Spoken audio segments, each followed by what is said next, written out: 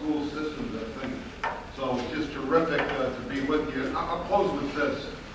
It's kind of an ongoing thing for you. You know, I talked about masculinity and femininity being defined by relationships, the capacity to love and to be loved and to make a difference in the world.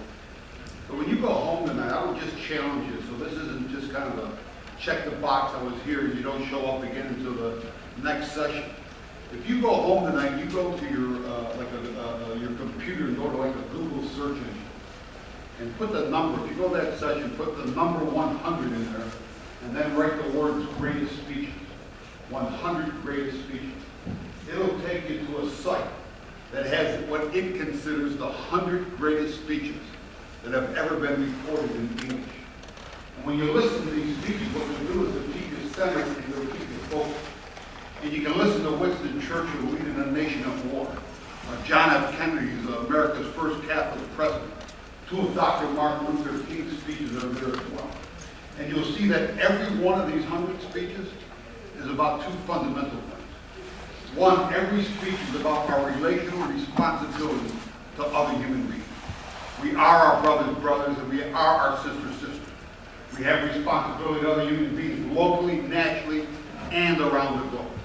The second thing that every one of these speeches is about is commitment to a cause. How do you make the world more fair, more just, more hospitable for every human being?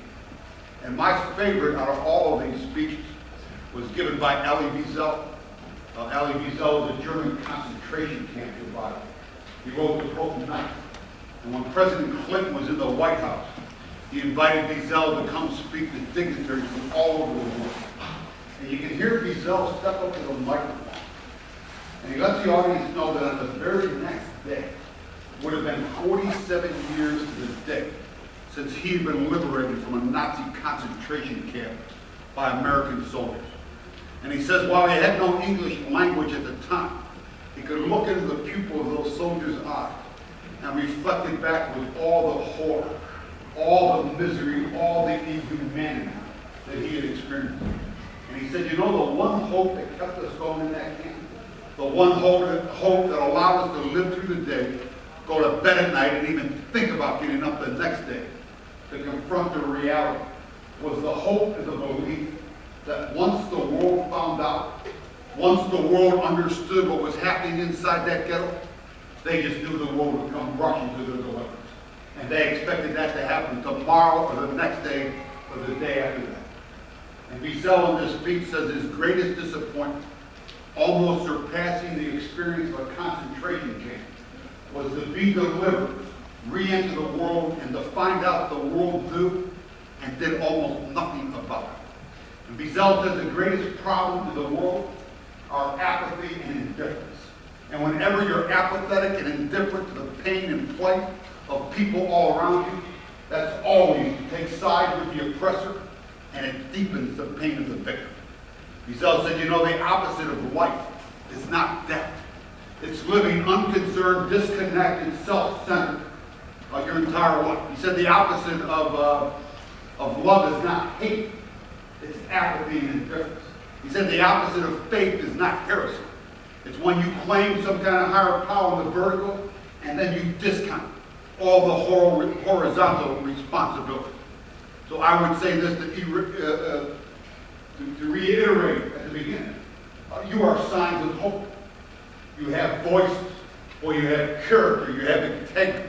You got this unbelievable education, you're participating in sports, you come out of this diverse population, you're signs of hope. But the enemies of hope are whenever you're apathetic and indifferent to the pain and plight of any student in your school. And all of you have got to figure out how to come together as individual leaders and collective. How do you bring change in your school? Because you don't become a leader when you become a senior or when you graduate or you get done with your education. You're a leader every single day. And our hearts have got to be open.